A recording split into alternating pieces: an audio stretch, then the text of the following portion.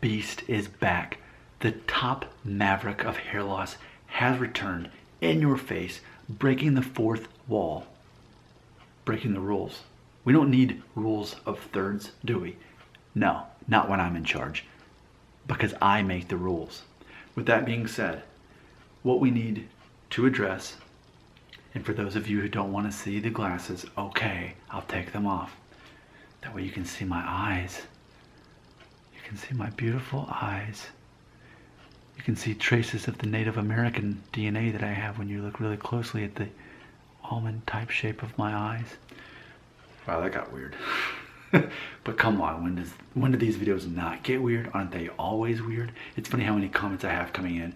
This guy's insane. The video that I made, but the most recent Oh No video. And it's, hey, let me just eternally bring this up, okay?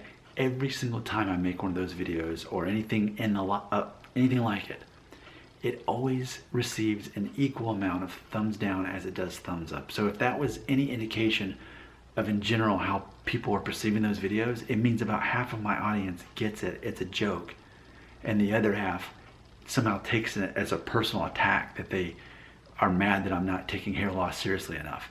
The whole point is that we need to be able to laugh about it and not be consumed by it, etc. But I accept that roughly, I don't know, a third, a half of the people who watch those videos don't get the joke. It's pretty simple. With that being said, what is this video about? It is about why don't I shave my head right now for my upcoming 20th high school reunion. It's days away at this point. Because you know, about every year and a half or so, I get in the mood just to shave off my hair. And I'm working my way to that at this point. But I want to say in theory why I'm not just doing it before the reunion. I mean, who knows? Maybe I do it a month after the reunion, right? But why not do it before? I want to address that. Even though I'm sure I would look great with it, and I know I will. I'm going to totally enjoy having my head shaved.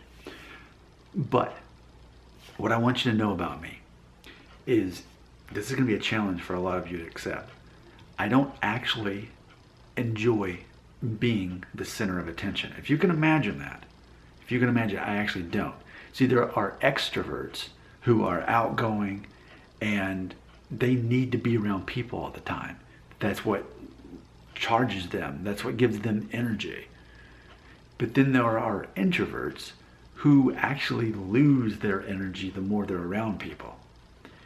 I'm actually an introvert. I know that's hard to believe, but I'm this weird paradox of an outgoing introvert.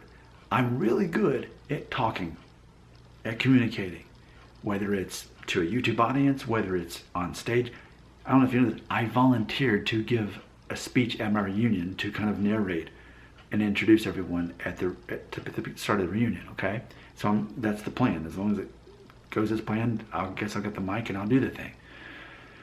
With that being said, you think, oh, what do you mean you're not the center? You don't want to be the center of attention. See, here's the thing though. I recognize I have a role that I'm good at communicating and narrating and giving narrative and explaining things to people.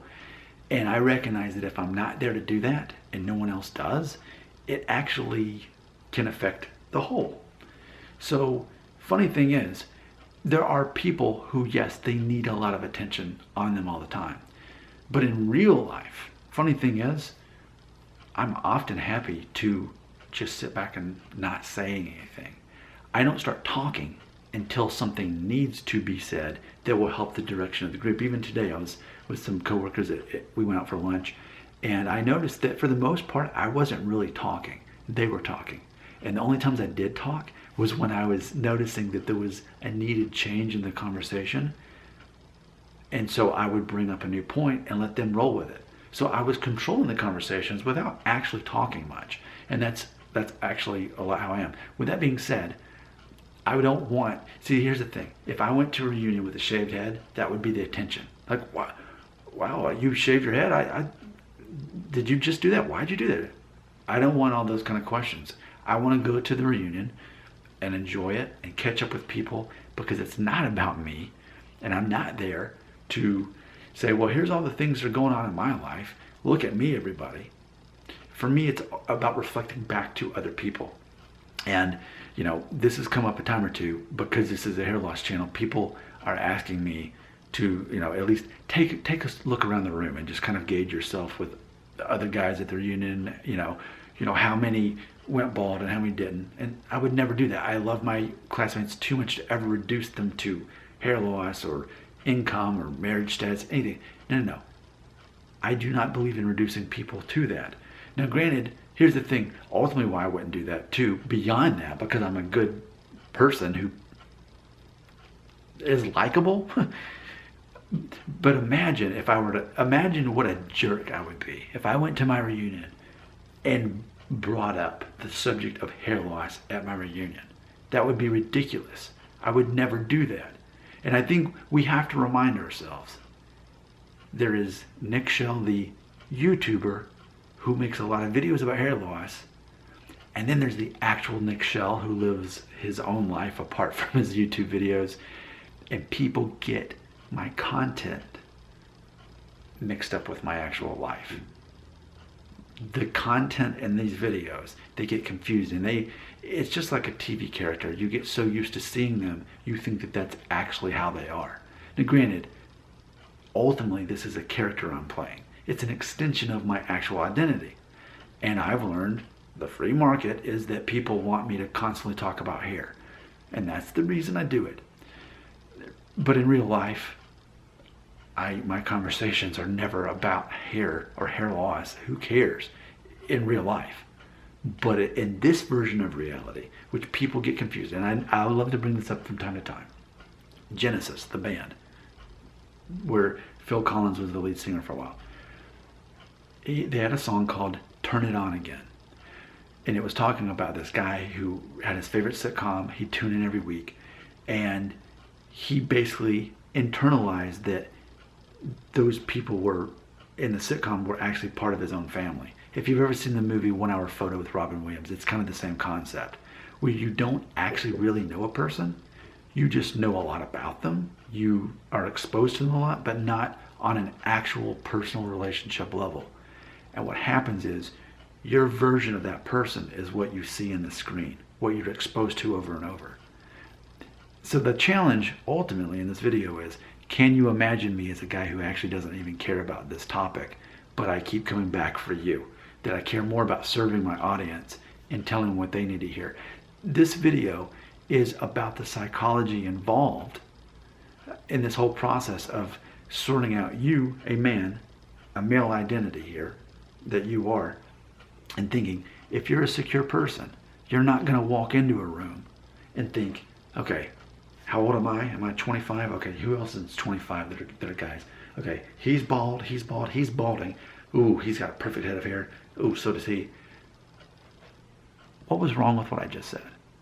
That would be a person who is so insecure in themselves that they have to judge other people and reduce other people to think, well, I'm better than that person, but I'm not as good as that person because of their hair. Reducing human beings to hair loss.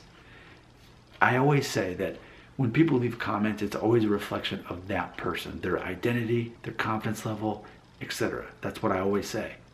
So keep that in mind. Personally, if you are reducing other men to their hair loss, even if it's privately, that is only pointing back to your own insecurity. Meanwhile, those same guys that are balder than you, are they sizing you up thinking, well, he has more hair than me? Are they on the receiving end? I think a lot of times what we don't realize is, yeah, while guys who do go bald young wish they didn't have that fate, ultimately they are forced into accepting it sooner. They don't have it literally hanging over their head. Am I going to go bald? When will I go bald? They don't have that going on.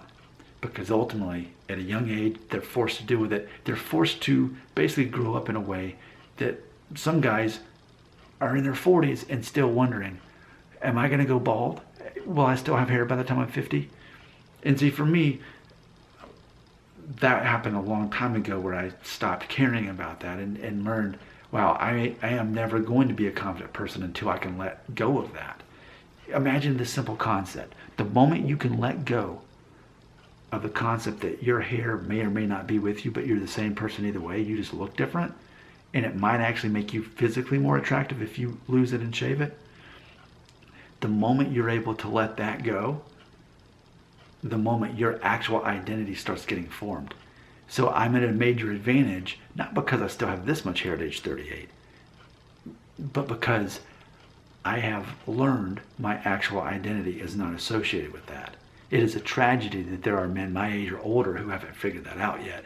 And it's also a tragedy that there's so many guys that have so much going for them in their teenage years and in their 20s, but they're holding themselves back by the fear of what if I go bald? Oh no, am I going bald? And they're not actually living their lives accordingly. There you go. Where do the comments belong? Oh yeah, right here.